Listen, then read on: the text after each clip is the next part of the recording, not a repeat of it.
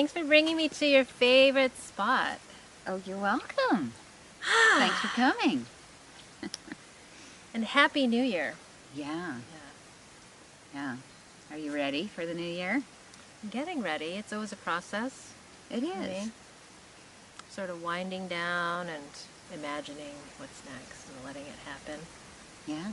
So I am curious, what was the experience that showed you the power of art making for the first time? Well, I was in a master's program in child and family studies and going for the marriage and family therapy license. And an art therapist came for a weekend workshop, and I took her class, and I started to remember how important that was to me, just that creative process. And I found it was a wooden crate in the dumpster at my apartment. And there were these panels, these wooden panels. And so I knew enough to gesso the back, so I primed them with just white paint. And then I just had some paints, I just started swirling them on there. And I wasn't really expecting much, I just was, in the process of it.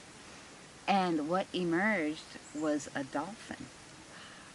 And it was funny, the knot in the wood was right where the eye was. And I had no intention of doing this. It was just totally my unconscious talking to me. But the thing about this dolphin was he was wounded. There was this blood kind of dripping. And that just really was so powerful because I didn't really realize I was wounded. I was just so intent on goal-oriented, completing my studies, getting ahead. I was in that whole mode, and it really changed my whole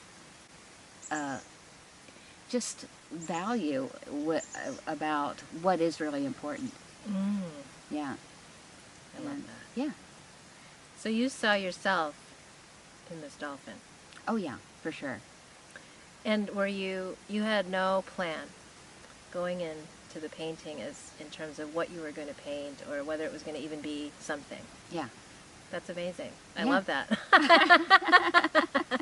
And that's what you share now with people. This was shared in my newsletter, but I want to say it again that I consider you one of the mothers of my art practice because of the circles that you hosted, which really facilitated the process you just described, which is going in without a plan, without particularly fancy materials, and seeing what happens and being open to that. And one of my discoveries in that and going through it was the question of what is art? And I personally grew up with a lot of ideas about art being only in museums or only framed on a wall. And for me, this process has been really taking that all apart and redefining it. So what is art for you?